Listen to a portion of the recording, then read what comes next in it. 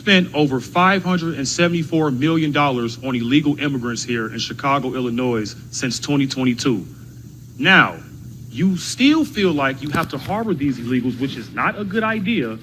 And in my personal opinion, I don't think it's a good idea to challenge Tom Homan on this because he's trying to clean up our cities, Mr. Brandon Johnson. Now, let me just remind everybody here that Brandon Johnson is terrible with the budget.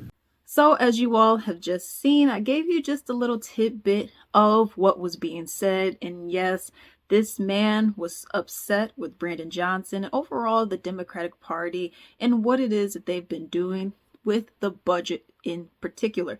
So I ended up watching the whole video, and the video was a little less than 5 minutes, about 4 minutes and maybe 40 seconds or 30 seconds, something like that. So I'm gonna just give you the main talking points that this man expressed during all of this.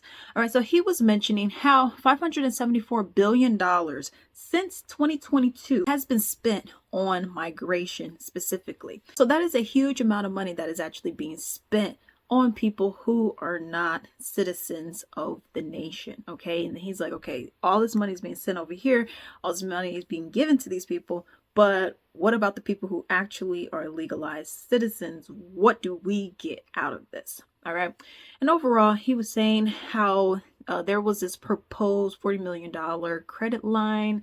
And he was like, overall, you guys have just proven time and time again, Democrats in particular, so who is he referring to? And he's just saying time and time again, you all have just been proven to be terrible with budgets. There's no reason for it. He mentions how his approval rating, Brandon Johnson's, is 14%. So more and more people are like, yeah, I think I'm okay. Because you had Lori Lightfoot going up against Brandon Johnson, and he ended up winning. And even myself, I gave him grace. I said, he's new, because people were talking about him, and he was only in office for like 3 to 4 weeks, something like that.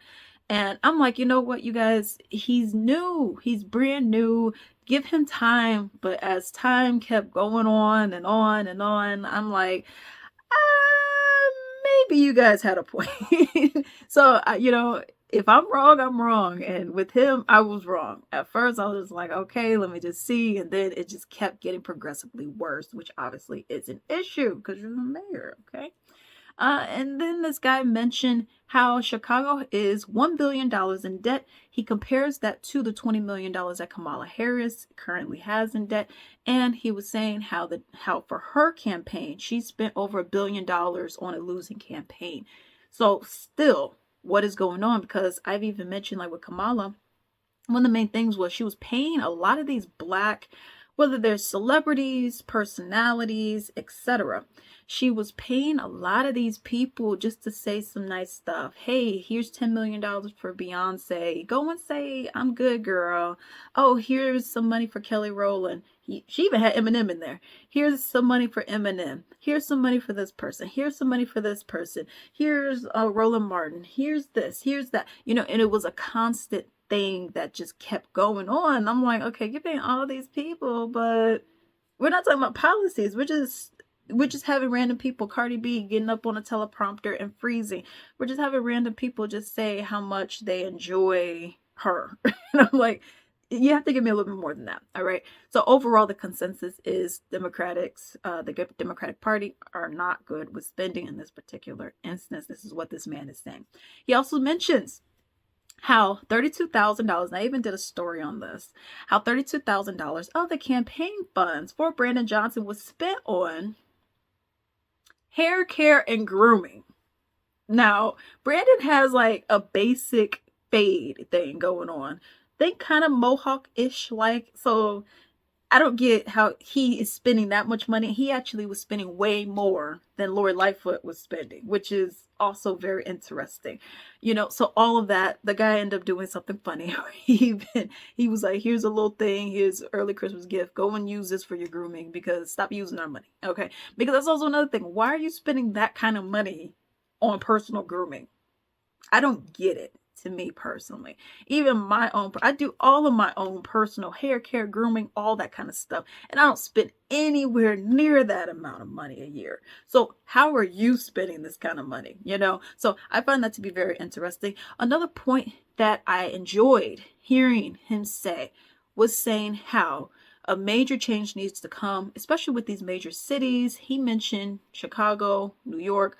I'll also throw in there, you could throw in Miami, you could throw in Los Angeles, you could throw in just any of these other bigger cities. And he was saying this is populace versus establishment. This is not what the main narrative is that many people are putting out there. Overall, I enjoyed what he was saying with all of this. He even brought up the whole deportation stuff, and he was like, yeah, but for the people that we're talking about right now, for the people you've been talking to, the people in the community, that doesn't apply to us. So you got to give me something else.